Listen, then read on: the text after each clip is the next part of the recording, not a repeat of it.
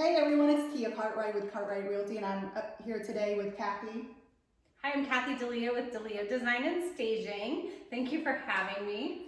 Thank you for your time today. What wanted to cover today a little bit was living room and tips for decorating your living room. Okay, so living room, and I always say this, decorating doesn't have to be expensive. You know, you can make little changes and have things look totally different. So one of the biggest changes that you can make to affect how a room looks is put a floor covering down. You know, a simple floor covering that's, you know, a natural shade goes a long way in adding depth and texture to a room, and it also tends to make that room feel a little cozier. I always get asked, you know, what size rug do I need for this room?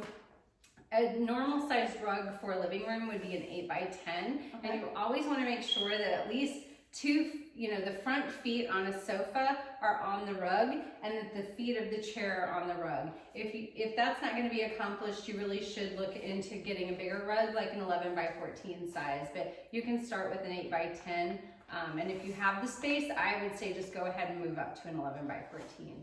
Okay, what else? Another thing is pillows.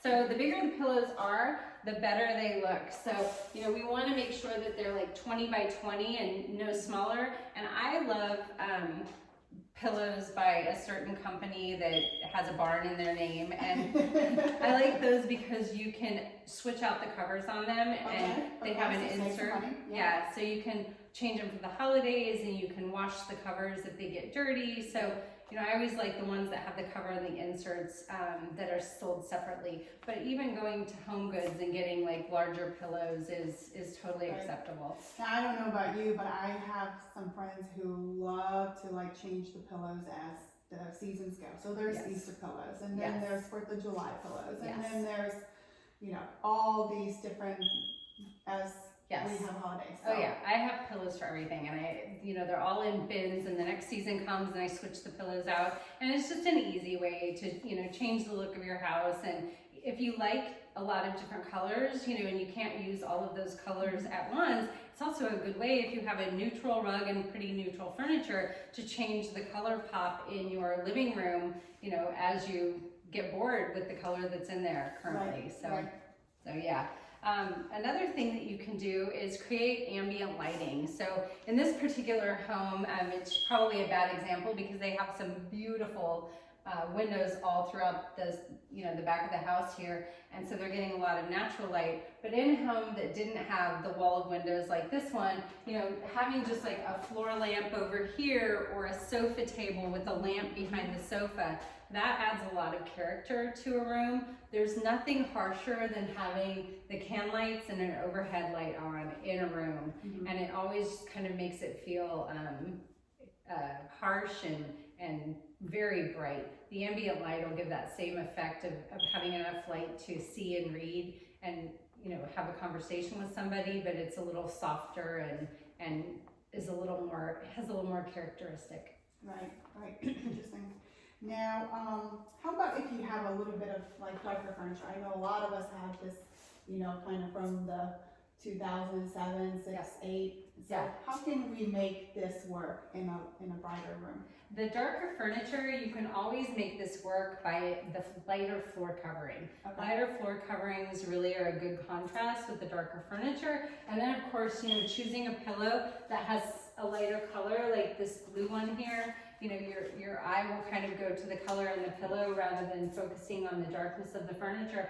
And even the paint color in the room, if you don't have, you know, all of the dark paint in the room, it really creates a contrast with this neutral paint color and the lighter paint color with the furniture to brighten up the room. Right. So. Kathy, you want to talk about the inserts here? Yes, so I get a lot of questions as well about decorating shelving, and this is a staged home, so it's slightly different. It gives a representation of what the shelves' purpose are, but when you're decorating your own house, a lot of things to take into consideration is I always like to keep in mind what's called a triangle of interest. So within this bookshelf, I would try to have triangles on either, you know, lines on either side that form triangles that have your eye moving from space to space.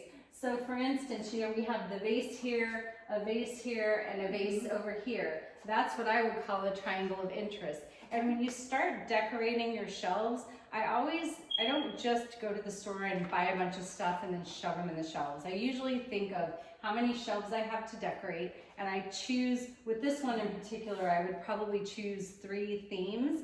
So one would probably be silver, one would be vases, and I would maybe do vases in all the same colors. So if blue was my accent color, I'd do 3 blue vases, and then I'd layer in greenery or wood or books, and then you want to have, you know, again, that triangle. So I would do vase, vase, vase, and maybe I would do silver, silver, silver, and I would group things on each shelves in odd numbers. So I would either put 1 item on a shelf, 3 items, and in this case 5 would be too much, but I would consider it that way.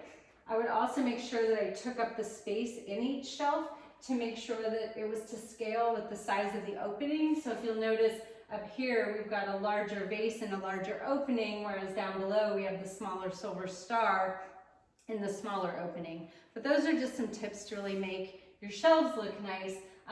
Books and photos are also a really great way to, you know, showcase your family or the things that you love, your animals, and books are always great. I like to put them, you know, stack them and set an object on top and maybe an object beside the stack of books. And I also remove the covers on the books a lot of times because it creates a cleaner look. So just a couple things to think of, yeah. So if anyone has any further questions or want your help in, you know, creating this look, where can they reach you? My phone number is 813-501-7464. And again, I'm at DeLeo Design and Staging. I'm on Facebook, I'm on the web. So anywhere you need to get a hold of me, you can find me. All right, great. Thank you, Kathy. Thanks for having me, Tia.